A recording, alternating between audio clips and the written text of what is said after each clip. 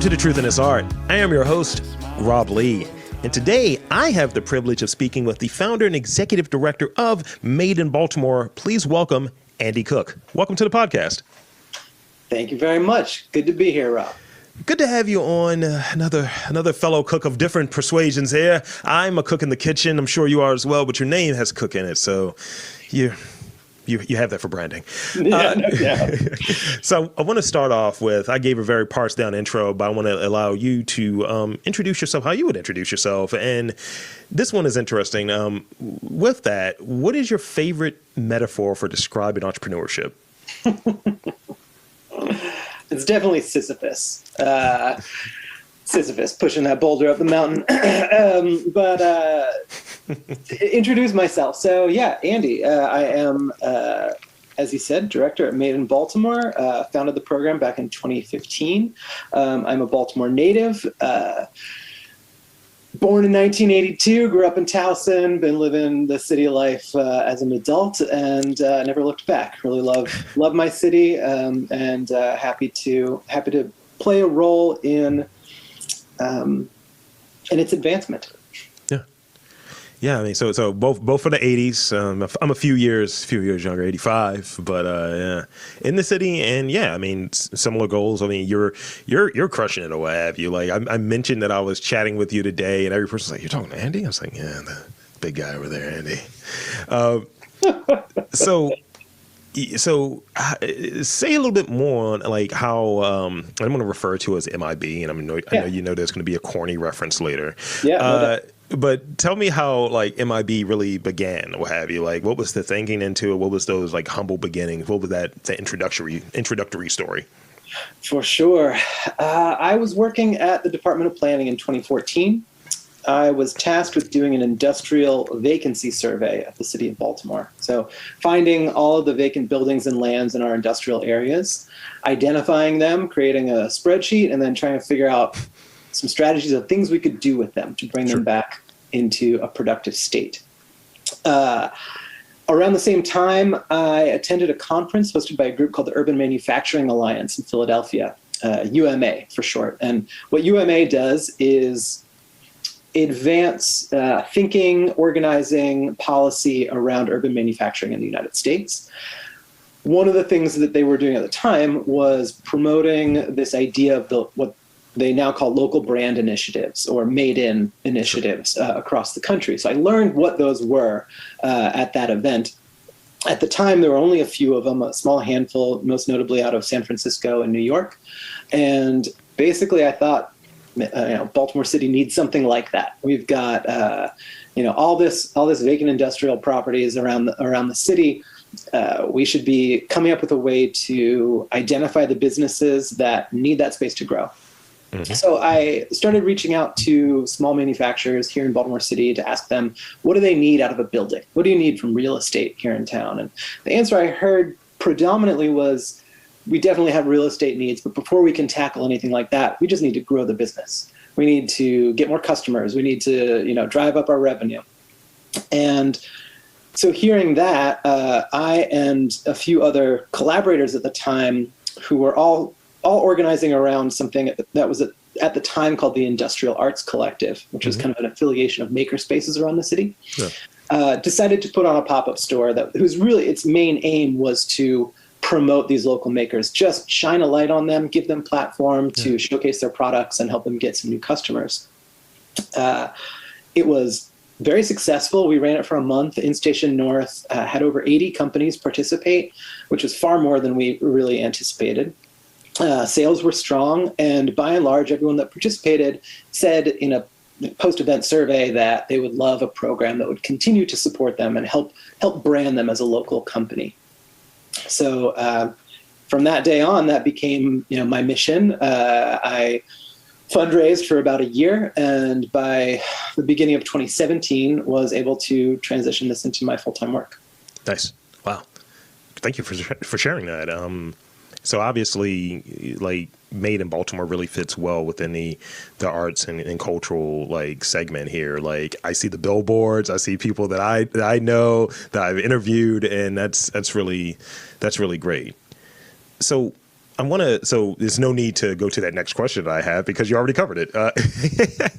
So I want to ask about this. I read that your career involved working as an environmental planner, Office of Sustainability. So sustainability is often like an afterthought to like business or what have you. I've talked to a few people and that seems to be coming up a bit more, but usually the focus is profit, bottom line, so on. What is one suggestion based on your background to, that you would share with businesses or individuals who want to look at how they can reduce waste? Yeah, well, first of all, I want to back up, first of all, to Sure. the kind of idea of sustainability. Sure. A lot of people conflate sustainability with environmentalism, and they're definitely related.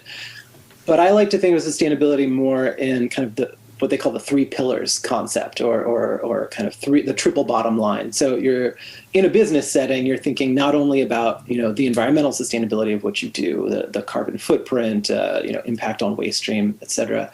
You're thinking about the financial sustainability as well, because you've got to, at the end of the day, you can't be losing money in a business. And you also have to think about the social sustainability and the impact that your company has or your business has on the community that it's a part of. Whether it's treating its workers right, whether it's exploiting people, all these kind of more like social human side of the equation. So all three of those things, I think, are essential ingredients in creating something that is sustainable, Sure. that can last in perpetuity. So I think that there's a lot of different ways that localism addresses that. And sure, waste reduction is one of them. I mean, I walk down my alley on trash day these days, and what's the number one thing you see there? It's cardboard boxes. It's everyone's buying stuff online, getting stuff shipped to them, and that generates a huge amount of waste. Yes. If you're buying something that was made locally from a retailer on your main street, all that packaging is eliminated. All the carbon footprint of shipping it from around the globe is eliminated. Right. There's of course other trade-offs that happen in that equation, but simply sourcing locally, sourcing regionally really does reduce the waste and the other kind of negative environmental impacts of your consumer habits. Yeah, thank you for clarifying that, because I think those things are often conflated or have you, and it's missed. It's just like, oh no, like learning that. I learned something new, so thank you. So I read, because obviously I did some stalking on you over the last few weeks or what have you. So photojournalism. How does that help with your background and your work that you're doing with Made in Baltimore? Sure. I guess I have kind of two answers to that.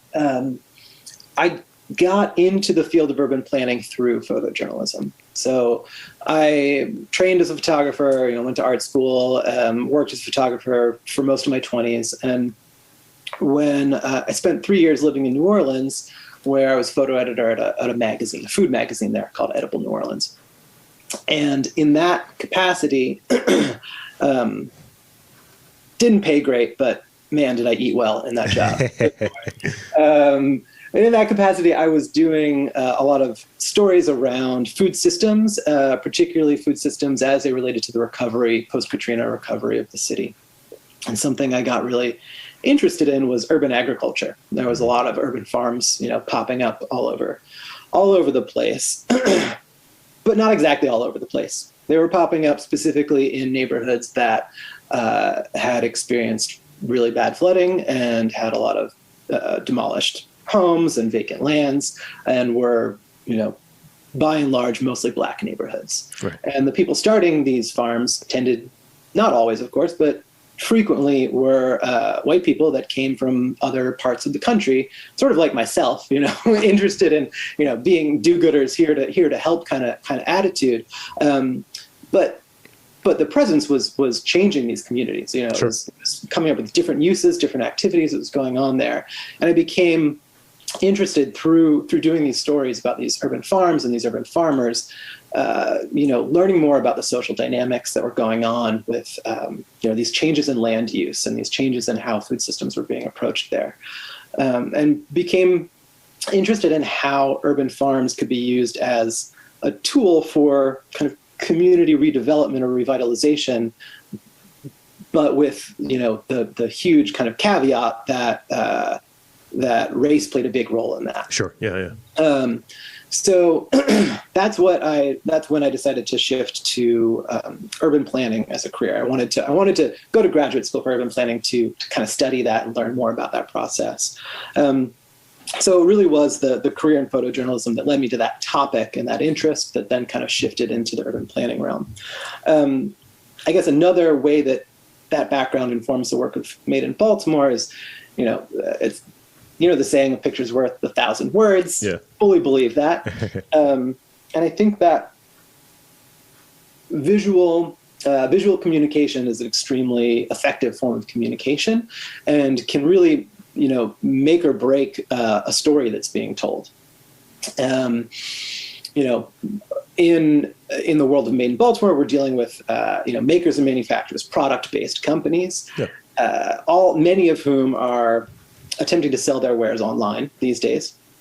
And in order to do that, you have to have a picture of your product that goes online, right? And if that picture is blurry, poorly lit, out of focus, any of these things, you pass right by it, just more internet noise. Yeah. But if it's really beautifully photographed, it's really well lit, if it's styled in a way that, makes you think about other kinds of emotional things, it's a world of difference. And so that's all visual language. And that's something that I definitely pay attention to in our own work, in the way that, we market the programs that we do and sort of help showcase our members. But it's also something that we try and provide resources to our members to address that. We run product photography workshops. We create a lookbook where we hire professional photographers to photograph their products. So that's always very much at the fore of my mind anyway, of how we communicate the uniqueness and awesomeness of all the products that our members make. Yeah, and as a person that's creating an audio only medium, I appreciate when there's a good picture taken and it's framed in a way, it's shot in a way. The billboards, I've used the lookbook obviously for research purposes, and to get some of those last minute gifts or what have you. There are people that are close to me who have different items that I purchased via Made in Baltimore or what have you. Glad to hear it. Yeah, absolutely. So this is I'm gonna shift a little bit here to this question, and it's something that's come up recently in conversations I've had. So I said, why not put it in here? Do you think we spend enough money on innovation, macroly speaking? And what are your observations in that area? For instance, I don't know if it's attached to innovation as much, but I hear different things from artists. I hear different things from people where are the resources? Where are these opportunities? And I would imagine the same thing kind of happens in terms of innovation. It seems like some people maybe get money or get funding or get support, and others may not. And then that poses the question, at least in my head, are we spending enough? Are we putting enough towards innovation to have, new things, new ideas, new people have the opportunity to have a fair shake? I think that all depends on how you define innovation. Okay. And what we, describe as innovative. I think that commonly innovation is, and this kind of goes back to the definitions of words like sustainability, sure. All in what you mean by that. It can be kind of code. And I think innovation is often code for tech, right? Mm-hmm. It's something that a lot of people think of as, our innovation economy is all about new apps getting developed to deliver food to our doors.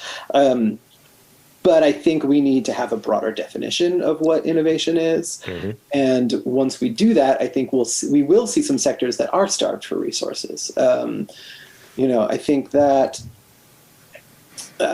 there's innovation happening in all corners of our economy, and it's not all about, even in manufacturing, it's not all about laser cutters or CNC routers or whatever the kind of advanced manufacturing tools that are on the market right now.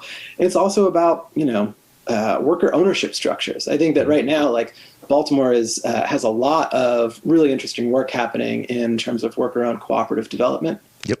And I think that's one of the more innovative things going on. And yes, I think it definitely needs more resources to be supported. That's just one example, but I think that we should definitely be thinking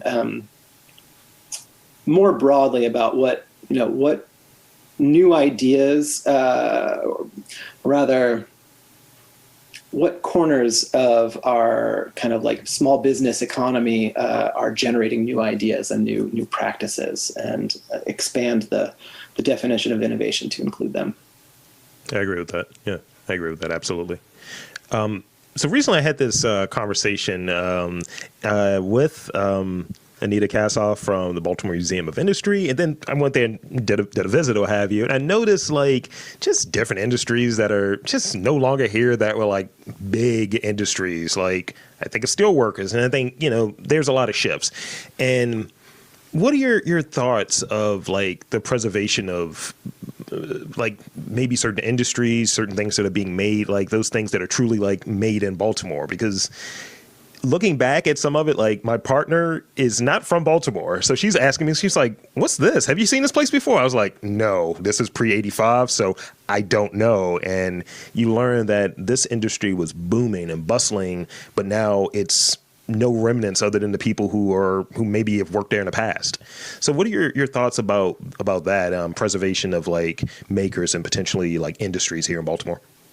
Big question, Rob. Big question. That's all I come with. I know. I respect that. I respect it. I think that Baltimore certainly still identifies itself as a city with an industrial past or an industrial character. And while it's true that there were some very large manufacturers working here, in the last century, employing tens and tens of thousands of people, and those big manufacturers not here anymore. I often bristle at the idea that we have like an industrial past, because I think that we also have an industrial present and future, and there are plenty of companies that are manufacturing here, continue to have done so in past decades, and new ones that are starting up all the time. Sure.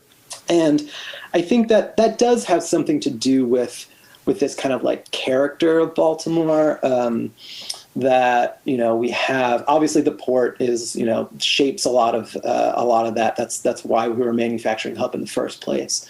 But I also think that there's many other factors that feed into it. One of them being our really vibrant creative economy here in the city. I think there's a lot of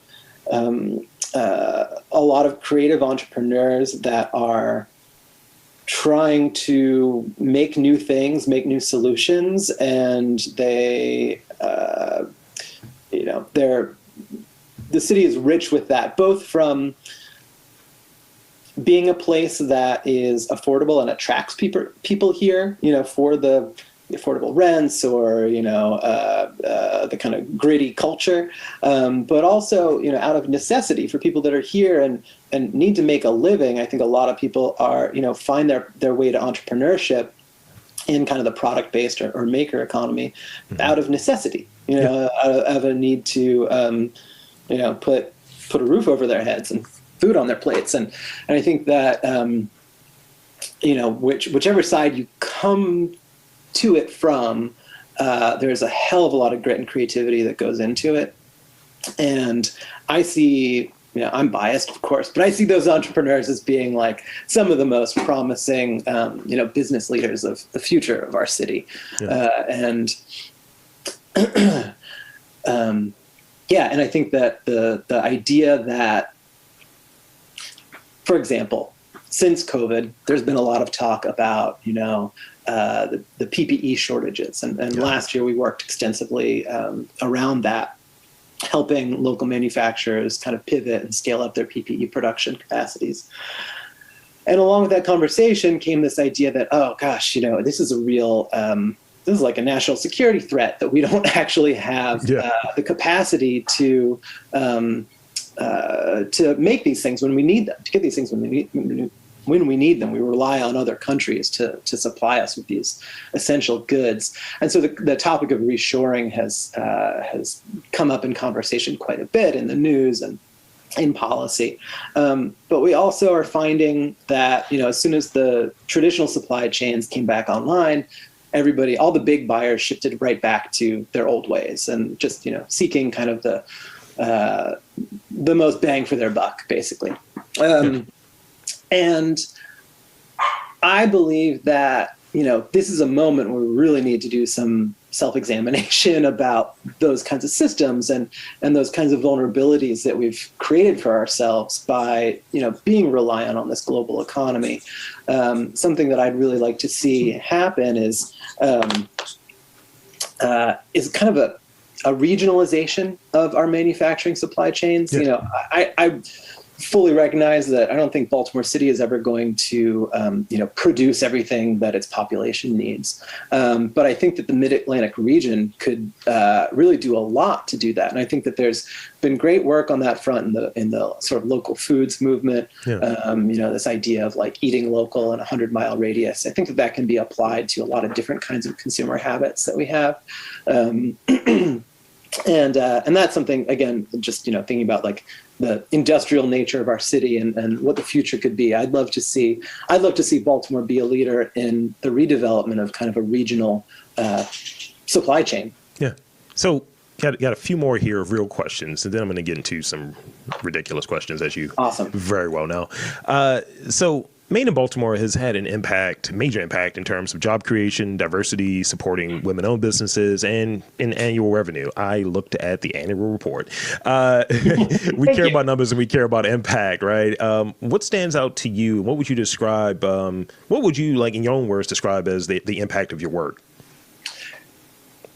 Oh boy, I think that what we're really trying to do is change hearts and minds, right? We're trying to change consumer habits that we've all become accustomed to in, the last half a century, of getting things fast and cheap. And, at the end of the day, we're trying to promote this mindset shift around the idea of consuming, I say values-based consumption is a term that I use. I'm thinking more along the lines of like, how does the dollar I spend, what is the impact of that dollar I spend? Who benefits when I spend that dollar, and where are they located, and who doesn't benefit by the absence of that dollar? So I think, our real impact, more broadly speaking, is trying to make the case to the kind of consumers at all levels, be they individuals or institutions, that when you spend money locally, it's a form of reinvestment in your community, and that has all kinds of additional value that may not be captured at the moment of that point of sale, but will be captured over the long run as, in the form of improved social outcomes for our population. So that's one way of answering that question. Another way is that we also look very much towards the success of our individual members, right? So Made in Baltimore, I should have said this already, but our core program is a business certification. It's a free certification. If you are a business that manufactures in Baltimore City, you can get it, and then you become what we call a member. So we survey our members every year to find out all kinds of things about them. One of the things we ask is about median revenue. And we take those answers and we break them down by race and gender, because we're really interested in, specifically, to put a finer point on it, we're not just interested in makers and manufacturers generally, but also in, improved economic outcomes for women and people of color and other kind of groups that have been historically marginalized from the benefits of our economy.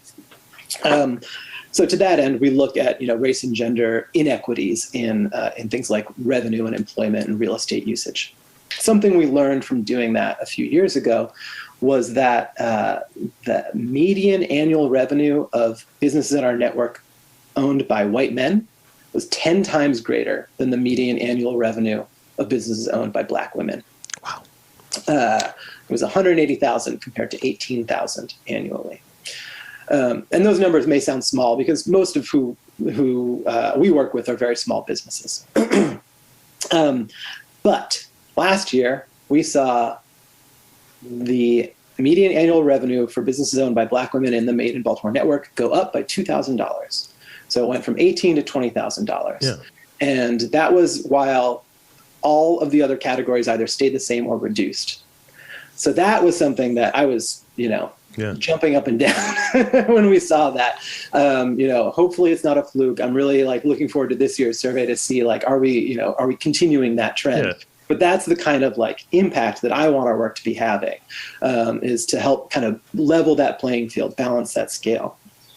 At the same time, we're also, like I said, we're primarily focused on working with small businesses. And that's not really by choice. That's really who's attracted to the program. And I believe that's because the smaller business is more interested in having a local audience and being identified as a local business. For a big global company, it doesn't really matter to them. So that's why we tend to attract the smaller business.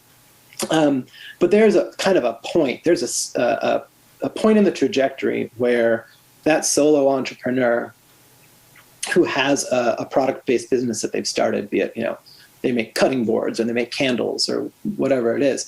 They're at the point where they're doing this usually, kind of in the weekends and nights and kind of on the side in addition to their day job. At some point, they've got to make the choice to take the leap and go full-time into this business.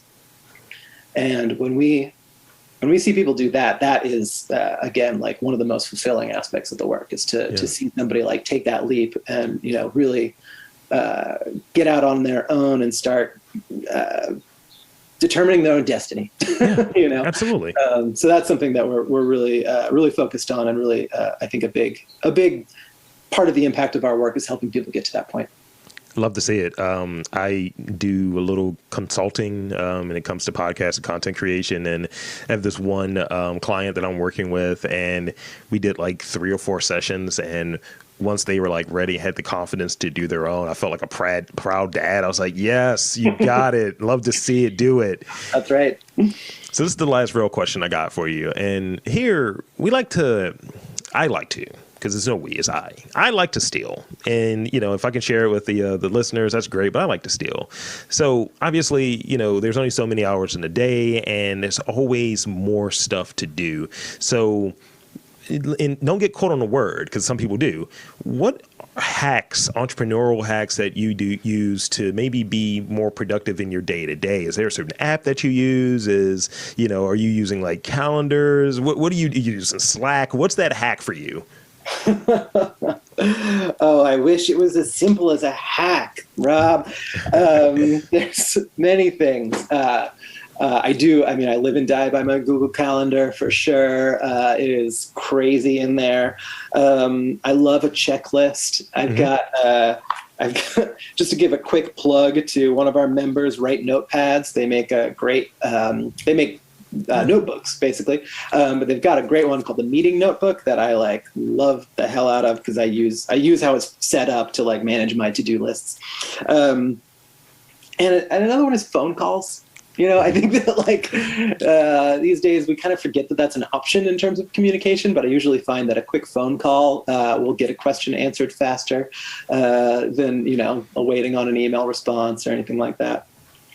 Those are my main ones. But at the same time, I also want to be, aware that we live in a society that tends to push and reward a certain level of productivity. And I think that we're also, engaged in some pushback or some dialogue around that right now, some questioning around that.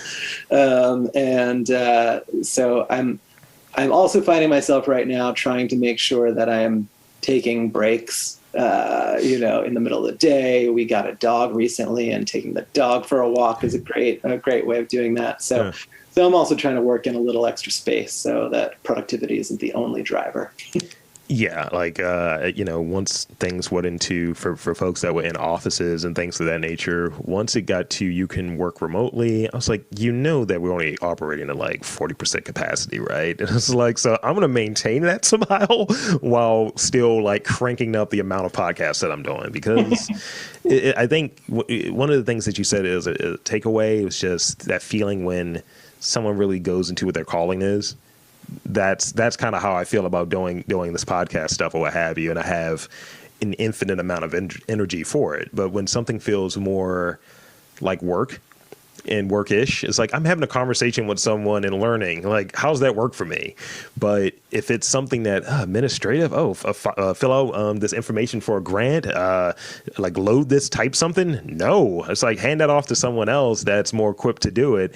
And I think really going back to one of the things you touched on a moment ago with just kind of this pushback that people are having. It's like, how do you feel? But when you're able to run it and do your own thing, you're kind of responsible for how you feel. It's like, well, I didn't treat myself great today. Let me do better at that later versus, oh, this boss yelled at me, or this work environment is kind of whack. Yeah. And it's a real challenge about being an entrepreneur, and running your own thing, is that you are the one that's responsible to yourself. And the work is almost never done. You can always be doing more. There's always stuff to do. And I think I've heard it in listening to other interviews you've done with other entrepreneurs. I hear it in their responses as well, that the need to set those boundaries and to make sure that you're not up at 1 or 2 in the morning, still doing the work that you should have put down hours ago. It's a hard thing to have that discipline as well, to stop when you need to stop. Yeah, absolutely. So with that being said, I think that's a good spot for us to kind of stop and get to these rapid fire questions. And you have a background in a place that I really like, so I need to ask you about this. And I know it's going to be hard for you to answer probably. How would you compare New Orleans to Baltimore? And I love New Orleans. Yeah. I love Baltimore, obviously. So yeah. Well, we share both of those loves. It's like feels like a second home to me. I think they have a lot in common, and also some pretty major differences. I moved there looking for a place really to take a break from Baltimore, but was attracted to certain similarities. Great seafood culture, roughly similar size, pretty ragged, rough around the edges. And these things, I think all foster a certain kind of culture that I enjoy. I think that something New Orleans has that no other city in America has is this incredibly unique cultural identity, and it really has, found a way to invest in that, to double down on that, and to make it their signature thing. And I think that you can, for example, you can be a full-time gigging musician in New Orleans in a way that you cannot be in many other cities in America. If you go down between, I would say, like, what's the season? Between Mardi Gras and Jazz Fest, there's something happening every weekend. Yeah. There's events, constantly going on, public events out in the street, music, food.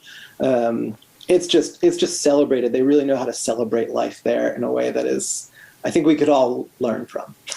Absolutely. And I'll just add this before I get to the next one is, if we get hit with, let's say, Baltimore's The Wire, and that's the pop culture reference point, right?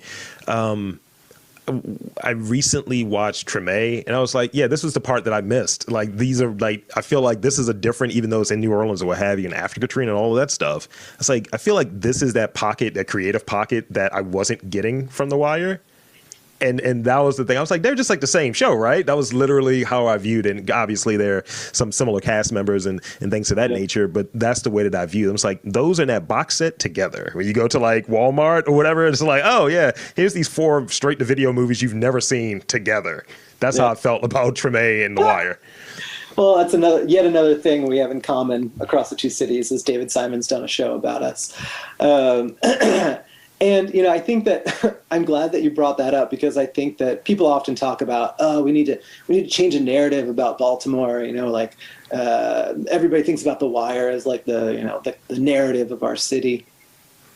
And yeah, I think, some narrative change does need to happen. Yeah.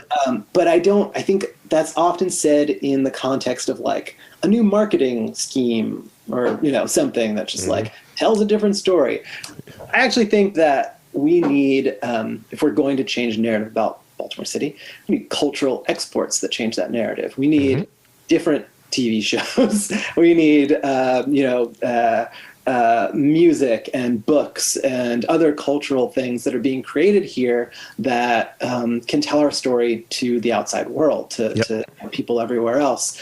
That tells a different story than maybe The Wire tells, which I love that show and thought it was incredible television. But there is, like you said, so much else happening here. And if we're really gonna change the Baltimore narrative, I think we need to invest in our creatives and basically, give them the resources they need to tell their stories and help them get those out in the world. That's one of the goals of this humble podcast on the other side of this Zoom session for you. So in 3 words or less, this is the next one, 3 words or less, what makes MIB successful? Community, teamwork, Instagram. I appreciate it. That was a very millennial thing for you to say right there at the end. What is your favorite movie? True Stories by David Byrne. Okay. This is funny. Name another famous MIB. I told you it was going to happen. I can't do it. Is Michael Ian Black? That's a good one. Yeah, there we go. Yeah, I was going to go with Men in Black, but fine. Well, I'm trying to avoid the obvious. That was very obvious, actually. And the last one I have for you, what's another talent that you'd wish to have? Like, some people are like, man, I'm terrible at math. I would love to be able to do some math right now. They'll say it just like that, like math macroly, right? Oh, man, a talent I would love to have. Good one. Well, I can tell you I have, for most of my adult life, been an amateur musician. Okay. I sing and play guitar, and man, I would just love to be way better at that. Because right now it's really just for my ears only. That's great. I appreciate the honesty. It's like, look, I need to just be better at the thing I like. That'd be great. Some might say that about me as a podcaster. With that being said, I want to thank you for coming onto this podcast. It's been a real treat, and I want to invite and encourage you to tell the fine folks where to check you out, Made in Baltimore, all the good stuff. For sure. Our website is madeinbaltimore.org. We are also in the process of relaunching our online store, which is sort of taking the place of our holiday pop-up, which is simply shop.madeinbaltimore.org. And we're on Instagram at Made in Baltimore Program. I encourage anyone to visit our website. And once you get to the website, please check out our business directory. That's where all of our members' profiles live. We have over 300 local makers and manufacturers listed there. Plenty to explore.